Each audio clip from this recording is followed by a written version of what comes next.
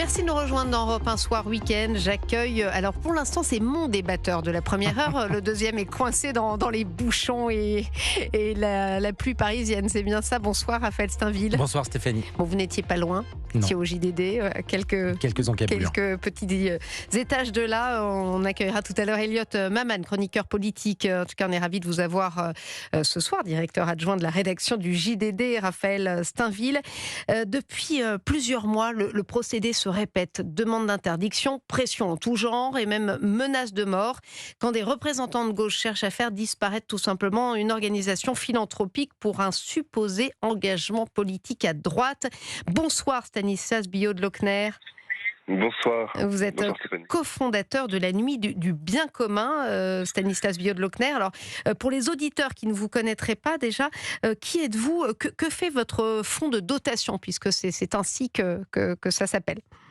Eh ben, écoutez, moi je ne suis qu'un modeste entrepreneur, mais j'ai eu la chance de m'entourer de dirigeants d'entreprise il y a une dizaine d'années en leur disant, écoutez, on aimerait lancer un événement qui rassemble des dirigeants et plus largement des donateurs, des personnes qui ont des moyens financiers, et leur présenter des associations qu'on aimerait sélectionner avec des super critères, des critères d'efficacité, d'impact, d'engagement territorial et autres, et faire en sorte que le temps d'une soirée, les uns donnent leur argent aux autres.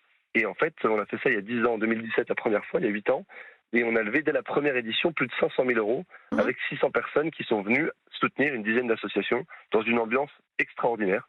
Et depuis, on a démultiplié ça partout en France. Et des gens qui viennent de tous horizons, j'imagine des donateurs qui viennent de partout. Alors, il n'y avait évidemment aucun critère de sélection, puisque l'idée c'était que les gens viennent sur le site internet et puissent s'inscrire. Et on avait des donateurs, et on a encore des donateurs de tous bords idéologiques, politiques, de toute conviction, d'autant qu'on aide tout type d'associations sur toutes les thématiques de l'intérêt général. Donc en fait, il y a autant de sensibilité que de personnes, et on permettait à chacun de retrouver des causes qui lui tenaient à cœur. Quels sont justement les critères, Stanislas Billaud de Lochner, pour aider ces associations ? J'imagine qu'il y a quand même un examen poussé, des dossiers avant de leur donner des fonds. Comment vous faites ? Tout à fait. En fait, on a une responsabilité, c'est de s'assurer que l'argent des donateurs est bien utilisé. On a distribué près de 30 millions d'euros en 10 ans, donc heureusement qu'on sélectionne bien les assas. Et on passe par des critères d'efficacité, de s'assurer qu'il y a une équipe qui est sérieuse, que les comptes sont bien tenus et qu'il y a un minimum de coûts de structure. On essaie d'aider des associations qui dépensent peu et ont un fort impact. Oui. Alors dans quelques instants, d'ailleurs, on en entendra l'une d'entre elles, l'association Solentiel, puisqu'on aura son fondateur. Mais avant, j'aimerais revenir sur ces menaces que vous avez reçues. Vous avez d'ailleurs, vous écouté, entendu ici dans le studio d'Europe 1 il y a plusieurs mois. Vous nous aviez parlé de ces menaces que vous subissiez. Où en êtes-vous de ces campagnes de dénigrement ? Eh bien, écoutez, les campagnes de dénigrement continuent. On a en fait une petite frange des soulèvements de la terre, qui est un mouvement ultra radical, qui est là pour généralement faire un peu de dégâts sur le terrain. C'est des radicaux d'extrême gauche. Et en fait, ils ont cru, à un moment donné, qu'on avait un programme politique derrière la Nuit du Bien Commun. Et on a fini par leur montrer que tout était faux. On a prouvé que toutes leurs allégations étaient non fondées, infondées. Mais malheureusement, j'ai entendu de la bouche d'un de leurs leaders, d'ailleurs, figurez-vous, la phrase m'a un peu glacé le sang. Il m'a dit, écoutez, on a compris qu'on s'était trompé de cible. En revanche, vous êtes un tel outil pour mobiliser nos troupes et mettre le bazar sur le terrain qu'on va continuer, on ne peut pas reculer. Et alors là, je me suis dit, bon, il a l'honnêteté de me montrer qu'il n'est pas honnête. C'est toujours ça de prix. Voilà. Donc on essaie de se dépatouiller de ça. La bonne nouvelle quand même, c'est que la générosité continue. Et ce qui est fascinant, c'est quand vous êtes dans la salle, on fait des événements partout en France. On en a un le 4 décembre aux Folies Bergères. Il y a 1500 personnes qui vont crier de doigts dans un grand théâtre parisien, les Folies Bergères, pour donner de l'argent. Et puis à 300 mètres de là, on aura 1500 personnes qui auront envie de casser des choses et d'attaquer nos CRS. Ce sera 2 salles, 2 ambiances, on va dire. Alors quand même, Stanislas Billaud de Lochner, vous nous dites, bon, on continue, mais vous en avez souffert de ces boycotts. J'ai lu que même la mairie de Marseille s'y était mise. Ça ne s'est pas que arrêté à ces soulèvements de la terre. On vous met clairement des bâtons dans les roues. On nous met des bâtons dans les roues parce qu'en fait, il y a des petits enjeux politiques en ce moment. Il ne vous aura pas échappé que les municipales arrivent. Et dans ce contexte, évidemment, chaque maire est obligé de se positionner face à sa frange la plus radicale. Et donc, une partie des maires des villes qui nous recevaient ont fait une tribune pour dire que nous étions des gens pas bien. Et à l'inverse, une vingtaine d'autres maires et de sénateurs nous ont soutenus, sénateurs centristes pour la plupart. Et en fait, il se trouve que on se sert de nous comme un outil de combat politique dont on ne veut surtout pas entendre parler. La bonne nouvelle, je vous le redis, c'est que quand même, les salles sont pleines, l'ambiance est géniale et les associations sont soutenues. Le vrai malheur quand même, c'est que la pression est telle que certaines associations abandonnent en fait en disant je ne peux pas être lauréat. Voilà, ça c'est terrible. Donc on a des associations qui disent je vais peut-être mourir du fait de ne pas avoir votre argent, mais j'ai tellement peur des radicaux que je ne peux pas aller dans sur Oui, scène. et puis c'est un manque à gagner, il y a peut-être moins de donateurs aussi. Alors on a perdu quelques donateurs au début. Je pense que ça a aussi créé un espèce de contrebalancier parce que beaucoup se disent mais on peut pas laisser faire un truc pareil.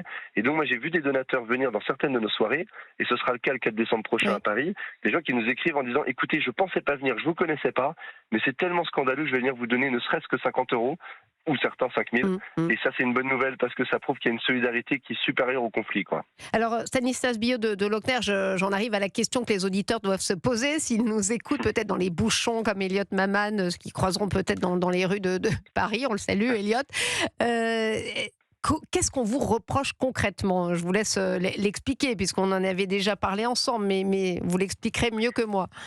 Oui, initialement, on nous a reproché, et ça, c'était déjà infondé, mais à la limite, il y avait un semblant de vérité dans leur tête, c'est qu'on nous a dit, écoutez, vous avez été cofondé par Pierre-Édouard Sterrin, milliardaire qui commence à être assez connu, qui a à la fois m'a aidé à lancer cet événement, la Nuit du Bien Commun, et puis qui, quelques années plus tard, 6 ans plus tard, a lancé une initiative qui est politique.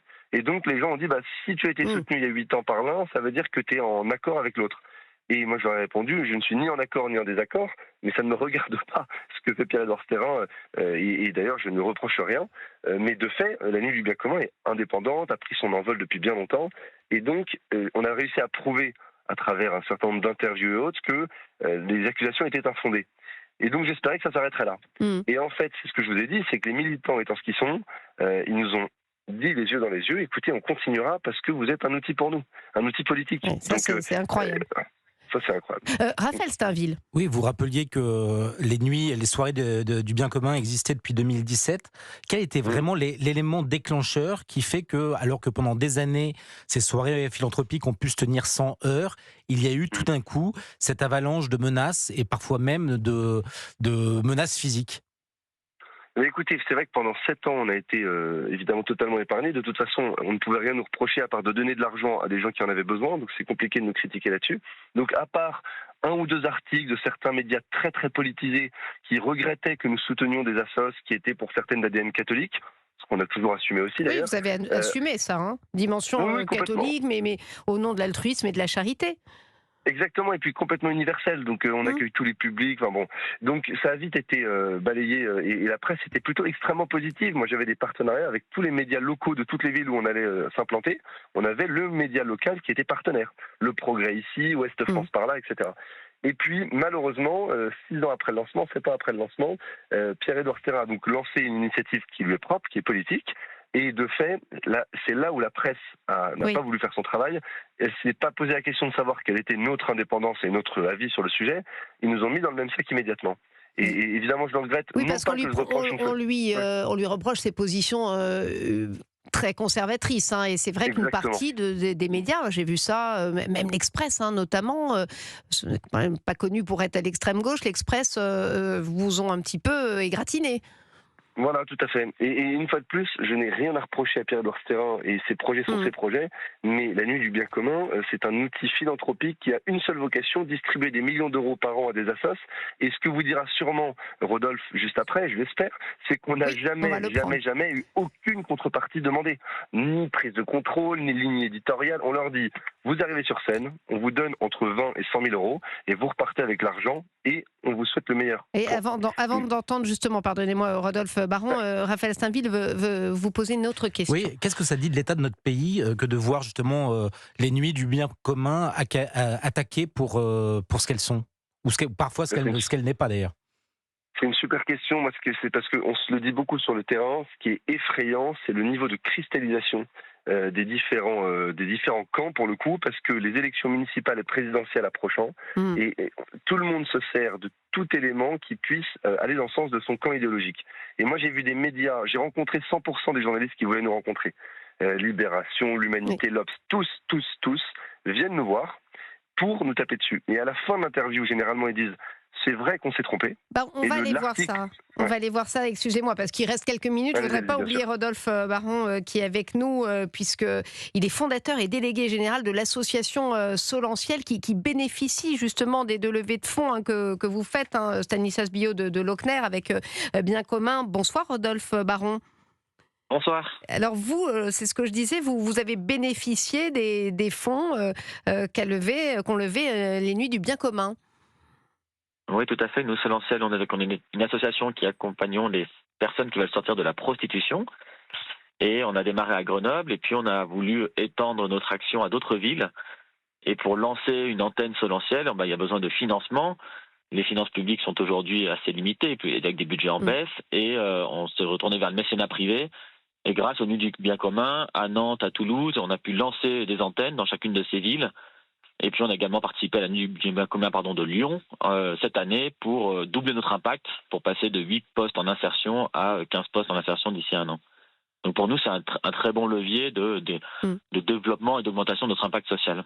Alors Rodolphe Baron, quand on entend les critiques qui viennent de la gauche, et particulièrement de la gauche radicale, sur ces accusations justement d'être ultra-conservateur, vous occupez quand même d'une association, vous venez de le dire, pour les personnes abîmées par la prostitution. Ça montre quand même une forme d'ouverture.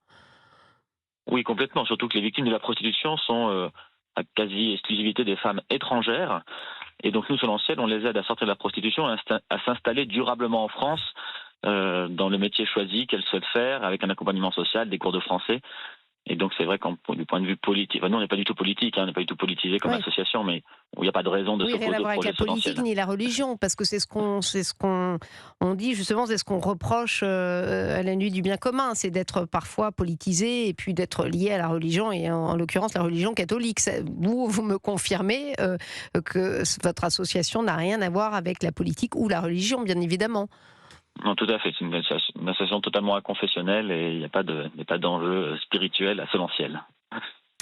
Stanislas Billot de Lochner, des associations comme celle de Rodolphe Baron, vous en aidez plein, vous me l'avez dit, dans plein de domaines, évidemment. Mm-hmm.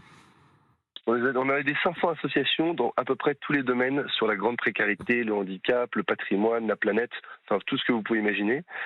Et donc la seule chose qui nous intéresse, c'est y a-t-il un enjeu, une problématique à résoudre? Et si oui, est-ce que l'association qu'on soutient est la meilleure pour le faire? Et si oui, on la soutient. Raphaël Stainville, vous souhaitez peut-être ajouter quelque chose?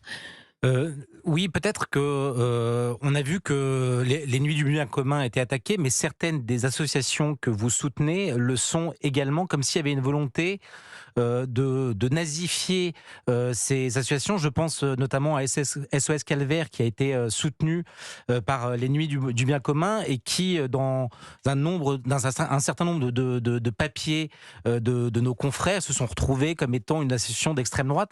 Qu'est-ce que ça dit, encore une fois, de cette impossibilité de pouvoir financer de manière généreuse des associations sans que finalement le projet soit raillé, critiqué? C'est compliqué à comprendre et à entendre, parce que la réalité des associations qu'on soutient, c'est qu'il y a des besoins, je vous l'ai dit, identifiés. SOS Calvaire, Histoire des Calvaires partout en France, c'était tant mieux pour l'État qui n'a pas à le faire à sa place. Donc c'est évidemment une économie pour tout le monde, et puis c'est évidemment un enjeu patrimonial hyper important pour notre pays. Nos calvaires sont quand même un héritage. Et de fait de vouloir empêcher cela me semble être simplement une volonté de politiser l'action sociale pour en faire un outil idéologique. Et c'est ce qu'il faut évidemment éviter. La philanthropie ne peut pas être un outil idéologique. Merci beaucoup. C'est le cas, c'est plus de la philanthropie. Merci Stanislas Billot de Lochner. Merci également à Rodolphe Baron. Et puis je rappelle les prochaines soirées de la Nuit du Bien Commun, si vous souhaitez y participer. Ce sera notamment le 4 décembre à Paris, au Palais des Congrès. C'est ça, ou au Folies Bergères même, le 4 décembre, et le 10 au Palais de la Bourse à Bordeaux. Merci beaucoup à tous les deux d'avoir été là, et on souhaite la bienvenue à Elliot Maman. Alors qu'est-ce qui vous est arrivé, Elliot? Vous étiez coincé dans les bouchons? Oui, une succession de problèmes. D'abord mon Transilien, et ensuite j'ai donc décidé de sauter dans un Uber qui en effet s'est fait prendre dans des bouchons. Donc je crois qu'il y a une alerte à la bombe du côté de France Télévisions. C'est ce que j'ai appris, et d'ailleurs j'ai été bloqué à proximité de France Télévisions. Il y a 2 semaines, c'était nos confrères de BFM TV. Là, c'est France Télévisions. Bon, on ne va pas donner d'idées, de mauvaises idées, mais c'est vrai que c'est une épidémie. Bon, de toute évidence. Vous êtes arrivé entier, une demi-heure après, mais c'est pas pas grave, on Je suis vous vraiment accueille avec désolé. plaisir. Merci et à tout de suite. On continue nos débats avec Raphaël Steinville et Elliott Maman, avec Jean-Luc Mélenchon notamment, convoqué devant la commission d'enquête de l'Assemblée nationale. Enfin, apparemment, il n'a pas répondu pour l'instant à l'invitation. On en parle ensemble.